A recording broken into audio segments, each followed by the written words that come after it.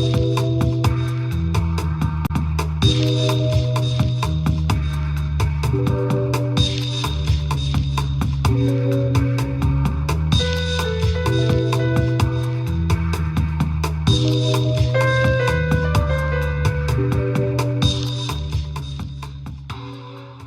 mí me gustaría eso, yo creo que es sobre lo que nos vamos a centrar, es pensar o reflexionar cómo era la teleformación, el e-learning hace 10 años en el contexto universitario español y dónde estamos ahora, ¿no?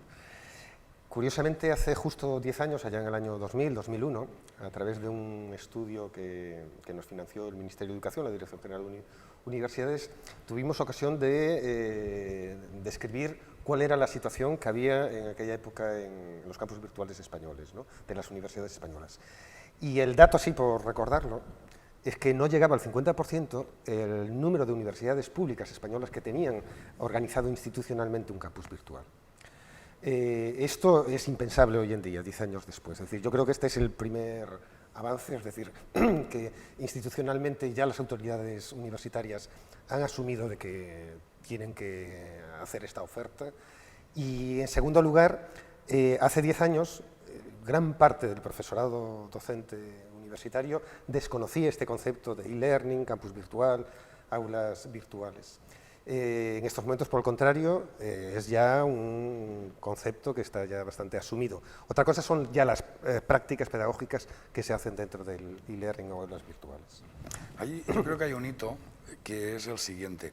En un primer momento creo que las universidades que optaron a instalar un campus virtual o una plataforma de teleformación estaban pensando en meterse en el mercado del e-learning. En aquella época el e-learning se veía como la gran panacea de futuro de la enseñanza universitaria y todo el mundo quería jugar a ese juego de la formación a distancia o semipresencial. Poco a poco, con el tiempo, digamos que la burbuja del e-learning se ha deshinchado y ahora ya tenemos las ideas más claras, ¿no? El uso de este tipo de herramientas se ha incorporado a la formación presencial, el 100% de los campus tienen herramientas, porcentajes de profesores muy altos de cada universidad las utilizan, pero las utilizan en un modelo mixto en el que combinan formación presencial y formación a distancia. Y creo que la evolución ha sido en el campo tecnológico de las herramientas en esa línea, de ofrecer un campus virtual, una plataforma de teleformación, asumiendo que era para formación a distancia, a plataformas hoy en día en las que también existen herramientas para la formación presencial y que se utilizan, digamos, en la manera tradicional de la enseñanza-aprendizaje. Y esa tal vez quizás sea la crítica que se le puede hacer ahora a las plataformas de e-learning, que están muy diseñadas y muy pensadas en un modelo tradicional de enseñanza, de profesor, alumnos, clase magistral, espacio cerrado al resto del mundo, y por ahí quizá venga un poco la evolución de futuro de este tipo de aplicaciones. Yo creo que en estos 10 años últimos se ha trastocado de algún modo de lo que es universidad de educación a distancia y universidad clásica, tradicional, presencial, ¿no? En estos momentos yo creo que en las universidades hacemos las dos cosas. Es decir, de repente universidades tradicionales se han puesto a hacer educación a distancia, haciendo oferta a través de Internet, a través del e-learning, de títulos de grado, posgrado, doctorados, másters, etc., ¿no? Y las tradicionales de educación a distancia han empezado también, además de asumir los espacios virtuales, a desarrollar actividades también de tipo presencial. Es decir, yo creo que, y esto sí, no sé, lo dejo caer, vamos caminando hacia una mezcla absoluta de lo que es docencia en espacios presenciales y virtuales. Sí, bueno, ha habido toda una revolución 2.0, hasta tal punto que la etiqueta 2.0 empieza casi a desprestigiarse por excesivo uso y porque se asocia siempre a innovación, mejoras, sin ningún tipo de problemas, ¿no? La web 2.0 tiene sus puntos fuertes y tiene algunos problemas que tampoco es el momento. Pero a mí lo más interesante, lo que me parece más interesante es quizá el que las universidades y la docencia universitaria está asumiendo algunas de las ideas clave de la docencia o del mundo 2.0. La primera de ellas es que los alumnos son activos creadores de información y que esa información que crean, esos artefactos culturales que crean, no merecen ser guardados en el escritorio del profesor, sino que se merecen publicarse porque así reciben feedback y pueden participar en esa especie de debate, de discurso general que es la web 2.0. La segunda idea es que las universidades son, sobre todo las públicas, entes que generan información y que producen conocimiento, y que por lo tanto quizá dentro del aula virtual lo que estemos haciendo sea encerrando algunas perlas muy valiosas del quehacer de las universidades que merecen más difusión. Y por otra parte, la tercera idea quizá sería que el contexto del mundo en el que van a trabajar nuestros alumnos, quizá debamos empezar a trabajar en ello en la universidad. Cuando sean profesionales, competirán y colaborarán con otros profesionales y quizá la enseñanza, en lugar de hacerse en un local cerrado virtual, debería hacerse en un contexto mucho más amplio y participar, pues por ejemplo, a través de redes sociales y de herramientas de este estilo, ya directamente en debates, en discursos, en prácticas, en el habla de los profesionales de su titulación, de la carrera que han elegido. Entonces, el uso de estas herramientas permite hacer estas cosas, ¿no? Permite que los estudiantes entren en contacto con profesionales, permiten que se difundan sus creaciones y permiten que participen en proyectos, etc. Y me parece sumamente interesante. Y ahora, quizá la pregunta que nos hacemos todos es cómo combinamos el campus virtual, la plataforma de teleformación, con el uso de estas herramientas. Sí, no, comparto todas estas ideas básicas, ¿no?, de la web 2.0 como espacio colaborativo para poder expresarnos, publicar, difundir ideas, es fundamental. Mi único pero en estos momentos es que las herramientas de la web 2.0 todavía siguen siendo desconocidas para gran parte del profesorado universitario. Es decir, todavía estamos en una fase donde evidentemente se están implantando las aulas virtuales. Prácticamente todas las universidades, como decíamos antes, hacen esta oferta. Un porcentaje importante del profesorado tiene aulas virtuales de su propia asignatura, pero que eso se combine con la utilización de recursos más abiertos, desde la creación de blogs, wikis, redes sociales, todavía creo que sigue siendo minoritario. Y este es uno de los retos a potenciar en los próximos años.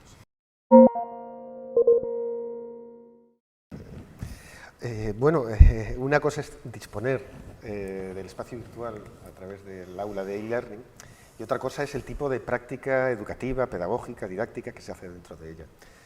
Al menos en las universidades presenciales, en líneas generales, y hay evidentemente muchas diferenciaciones, en líneas generales todavía mucho profesorado reproduce el modelo tradicional de transmisión de información. Quiero decir, hasta ahora, durante los últimos 100 años, hemos enseñado en las universidades desde la tarima, ¿no? Yo, profesor, tengo el conocimiento, me subo, doy la charla, conferencia, la clase magistral y los estudiantes toman apuntes.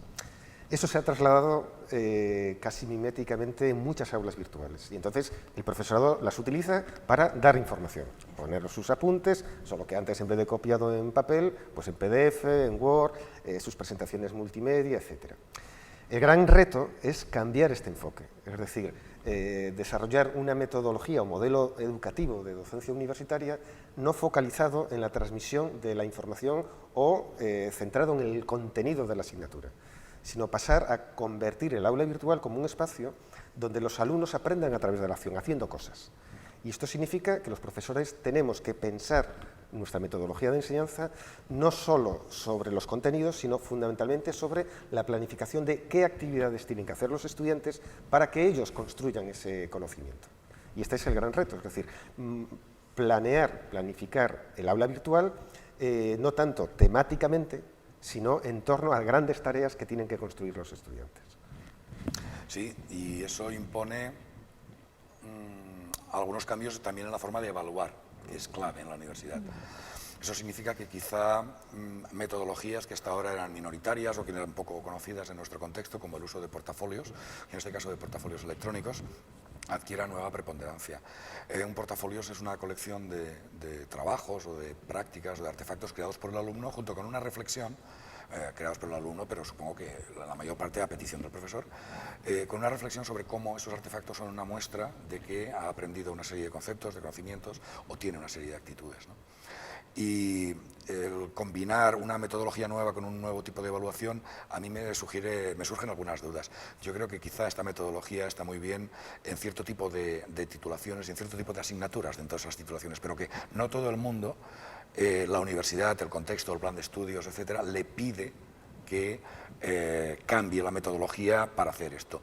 Estoy pensando en asignaturas de primero, muy instrumentales en las que el profesor tiene que garantizar que el alumno adquiere una serie de conceptos básicos sobre los cuales van a construir asignaturas en otros cursos, ¿no?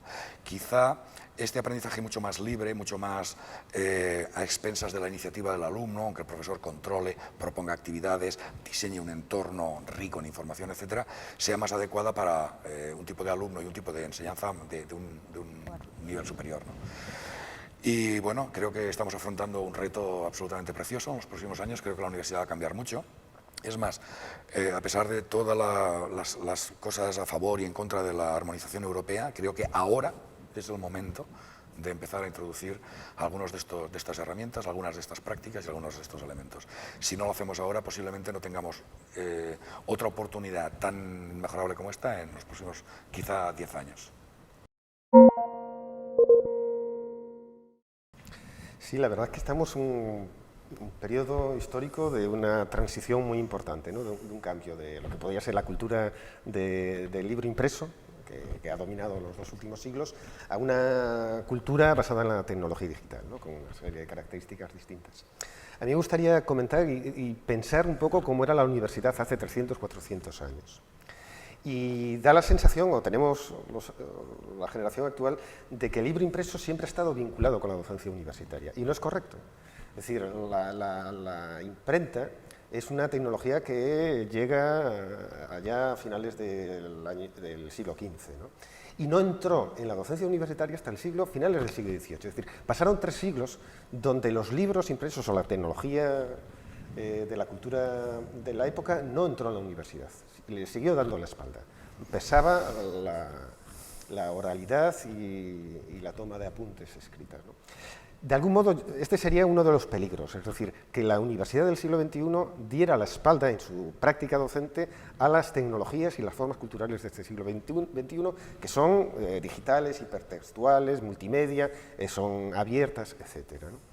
Por tanto, yo creo que uno de los retos también que no podemos dilatar, no podemos planteárnoslo a medio plazo, sino es inmediato, es que el profesorado universitario empecemos al menos a combinar lo que es la utilización de materiales de naturaleza impresa. Yo creo que las bibliotecas universitarias tienen que seguir existiendo, tienen que ser focos y foros donde el estudiante universitario tiene que ir, buscar en libros en papel, pero los docentes tenemos que estimular también la utilización de toda la cultura y conocimiento en formato digital.